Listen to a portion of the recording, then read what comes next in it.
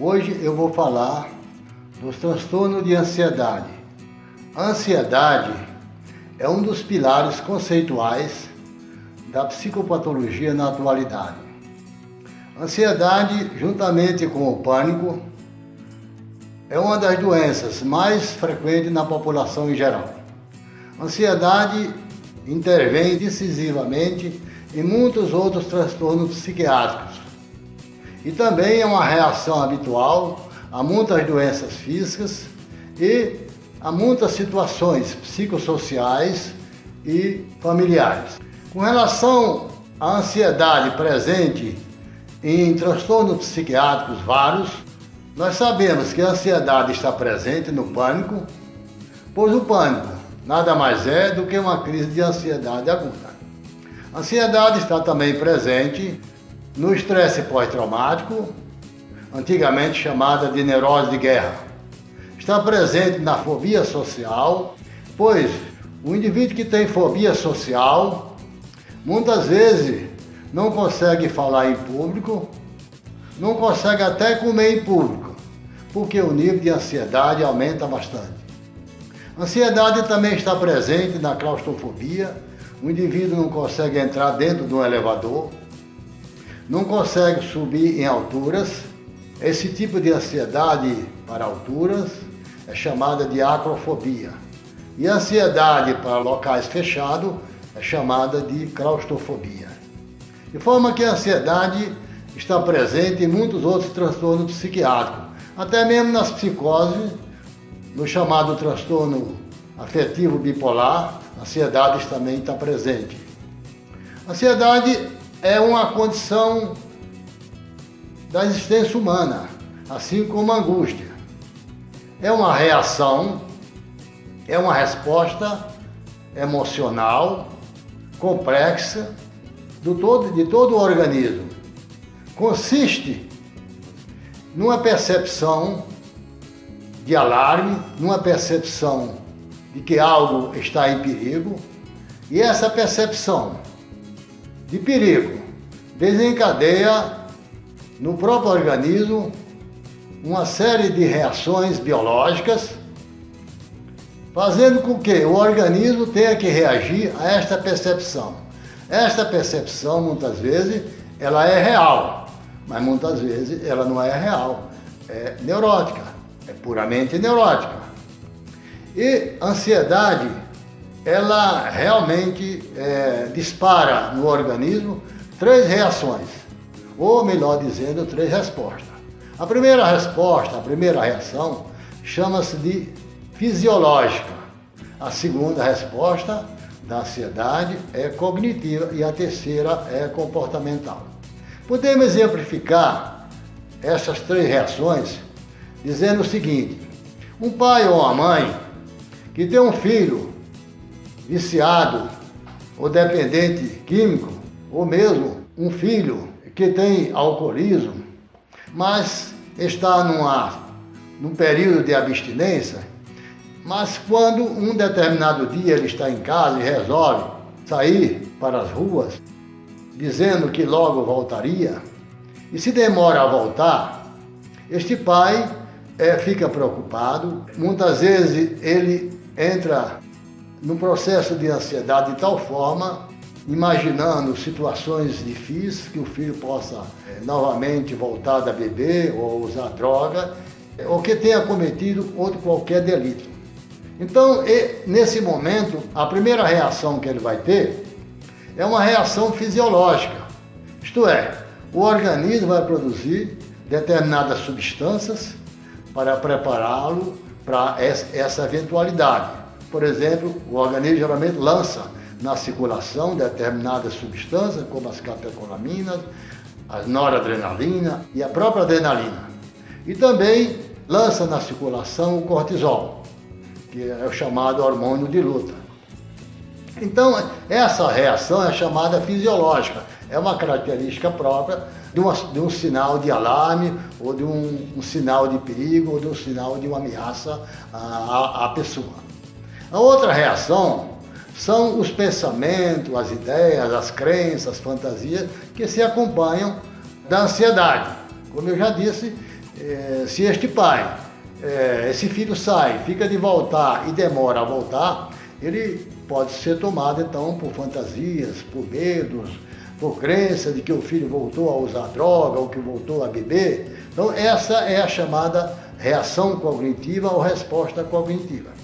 A outra resposta, outra reação que o pai pode ter é muitas vezes ficar paralisado diante dessa situação, diante dessa possibilidade de uma situação traumática e ficar em casa paralisado. Outras vezes, este pai pode sair de uma forma precipitada à procura do filho, procurando nos ambientes que ele costumava frequentar, ou então indo em delegacias, ou mesmo em hospitais.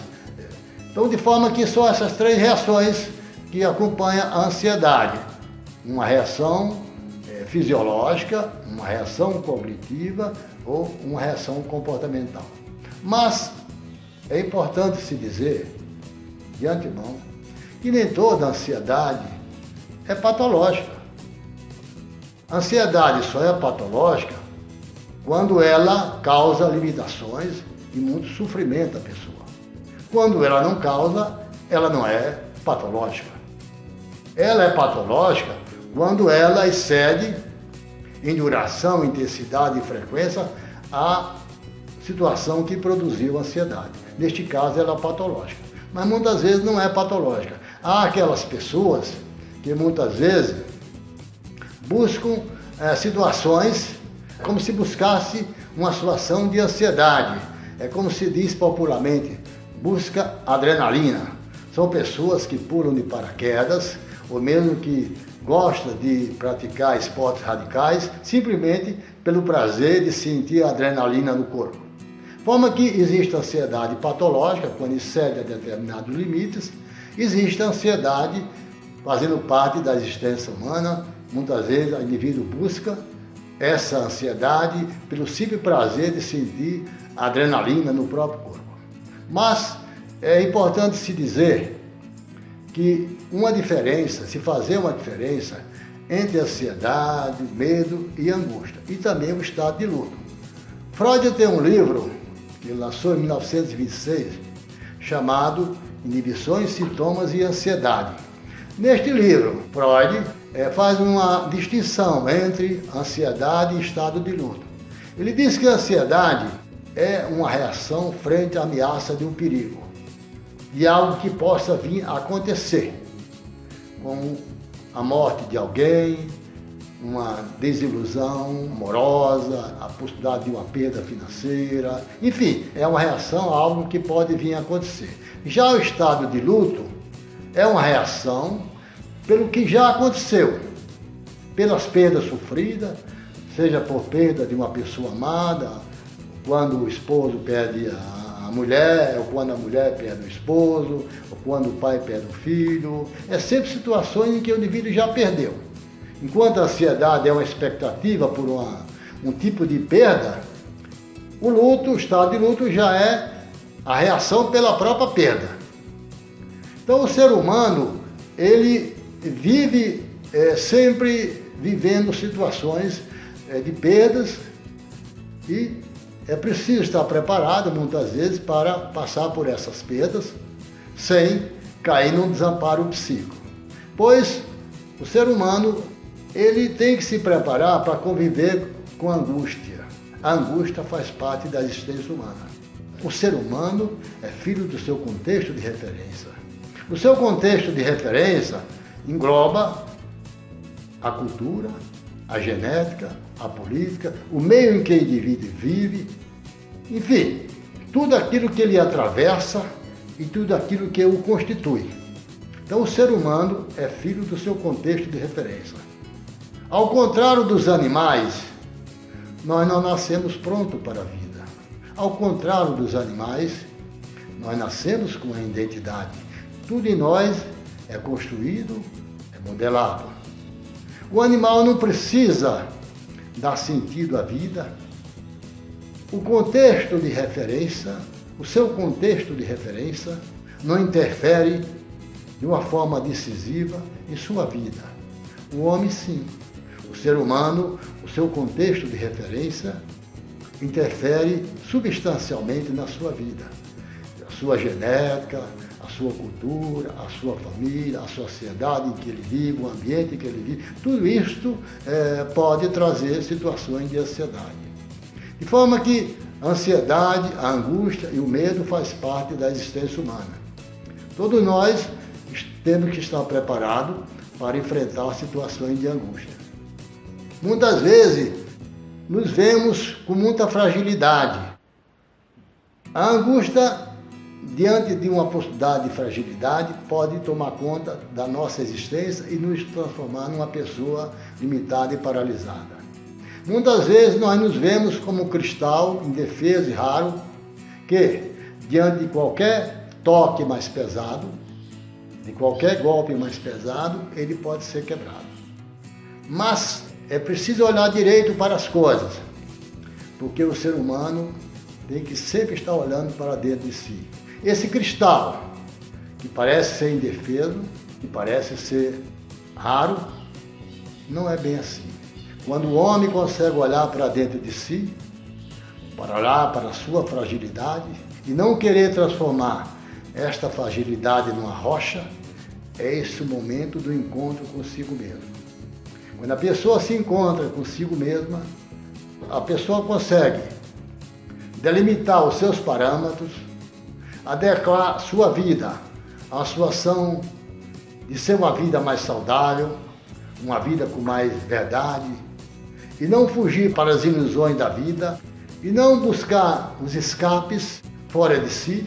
É nesse momento que ele pode se encontrar consigo mesmo e ter uma vida de verdade. Mas, neste momento, eu gostaria também de destacar, falar um pouco sobre a questão do estresse. O estresse é uma condição humana. O estresse é a tensão da vida. O estresse é o desgaste natural que o ser humano sofre diante das intempéries da vida, diante das incertezas de vida. É o esforço do organismo para vencer as incertezas. De forma que o estresse, como tensão de vida, ele não é de todo ruim, faz parte da existência humana. Ele se torna patológico quando ele se torna limitante para a pessoa, quando ele paralisa a própria vida da pessoa. Mas o estresse não é de todo patológico. Existe no indivíduo os chamados fatores estressantes internos. São a própria característica da personalidade, os valores que a pessoa tem, a dificuldade de perdoar, a rigidez mental, todos os fatores que contribuem para que o indivíduo, muitas vezes, não consiga lidar com situações adversas. Então, esses são os fatores internos, os fatores estressantes internos. Existem os fatores estressantes externos, que muitas vezes não dependem da pessoa. Uma doença, uma ruína financeira, a perda de um ente querido, a perda de uma pessoa amada. Então, são situações externas, são fatores estressantes externos. De forma que o que determina o estresse não é muitas vezes os chamados fatores estressantes, mas sim a forma de lidar com esses fatores estressantes. A forma de lidar com o estresse é o que é mais determinante para produzir estresse ou não produzir estresse. Pois que uma mesma situação estressante é vivida por uma pessoa de um jeito e para outra pessoa aquela situação estressante não provoca estresse. De forma que o estresse, para umas pessoas, uma situação de estresse, ela pode provocar um estresse agudo e outras pessoas não.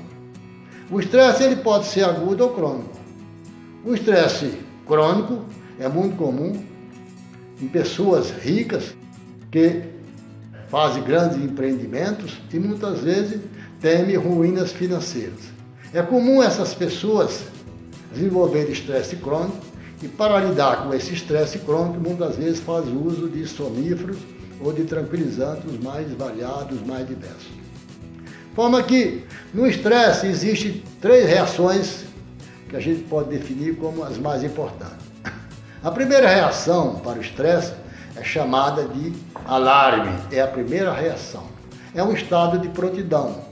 O organismo está dizendo para a pessoa que algo não anda bom. que algo não está legal. É um estado de prontidão. E é a primeira fase do estresse. A segunda fase é chamada de resistência. É uma fase em que o organismo tenta se adaptar a essa situação de estresse. É uma fase em que o estresse se torna crônico, o organismo tentando uma adaptação. Muitas vezes, essa adaptação falha e entra na terceira fase, chamada de exaustão. Na fase de exaustão, o organismo geralmente se esgota e aí surge um momento que surgem as depressões ou as chamadas doenças físicas. Quem bem definiu essa questão do estresse foi um endocrinologista canadense, Dr. Hans Siller. Ele escreveu vários livros sobre o estresse. O primeiro livro, chamado de Estresse, a Tensão da Vida. E o segundo livro foi chamado Síndrome Geral de Adaptação, o primeiro em 1950 e o segundo em 1952. Nesse livro, ele traça exatamente essas três reações do estresse. A primeira de alarme, a segunda de resistência e a terceira de exaustão. Então, o estresse, ele pode ser medicado, assim como a ansiedade. O tratamento, tanto do estresse como da ansiedade, quando muitas vezes provoca insônia, geralmente é feito com tranquilizantes, benzodiazepínicos, ou então com alguns tipos de antidepressivos que são também calmantes, como a mipramina, a mirtazapina e a trazodona. Esses antidepressivos associados com benzodiazepínico servem de tratamento tanto para a ansiedade como para o estresse. É preciso tomar um certo cuidado com relação ao uso de benzodiazepínico, pois benzodiazepínico, para ser usado em situações de estresse, quando existe insônia, tem que ser usado os benzodiazepínicos de longa duração, que fica mais tempo no organismo, aqueles que conseguem ficar por 36 horas ou até mais. Se usar benzodiazepínico, tipo midazolam, chamado de dormonide, que tem um tempo de duração no organismo de 2 a 3 horas, geralmente há um risco muito grande de provocar dependência a esse medicamento, pois faz um efeito importante, enorme, nas primeiras horas, nas 2, 3 horas, o indivíduo consegue dormir, consegue sair do estresse, mas depois vai precisar de outra dose. E assim vai, outra dose, outra dose, outra dose. E depois entra no estado de dependência. Recentemente me procurou uma paciente que estava fazendo uso de 2 a 3 caixas de dormonide por dia de 15 mg.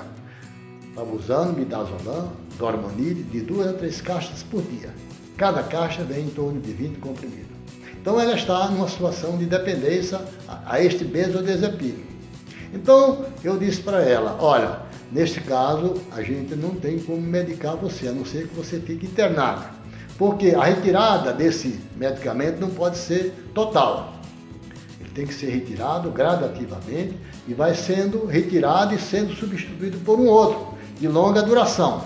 E o tratamento leva de 1 a 2 meses em regime de internação, porque se retirar a medicação de uma forma abrupta, o paciente pode ter convulsões e até entrar em estado de convulsão aguda, estado repetido de convulsões. De forma que é preciso tomar cuidado no uso de benzodiazepínico para tratar a ansiedade, para tratar a insônia ou para tratar estresse. Bom, isso é o que eu queria dizer por hoje. Eu queria agradecer a todos que estão me seguindo no meu canal YouTube, Dr. Pedro Carlos Primo, e na minha página no Facebook, Clínica de Neuropsiquiatria, Dr. Pedro Carlos Primo. E convidar a todos para me acompanhar nos próximos vídeos. O próximo vídeo eu pretendo descrever os transtornos de depressão. Quero falar das depressões, seja a depressão unipolar, a depressão bipolar, a depressão maior e a própria distemia, que é um tipo de depressão crônica não muito acentuada, mas acompanha a pessoa geralmente pelo resto da vida. Antigamente chamava essa depressão de depressão neurótica, atualmente se chama de distemia. E por hoje é só e muito obrigado.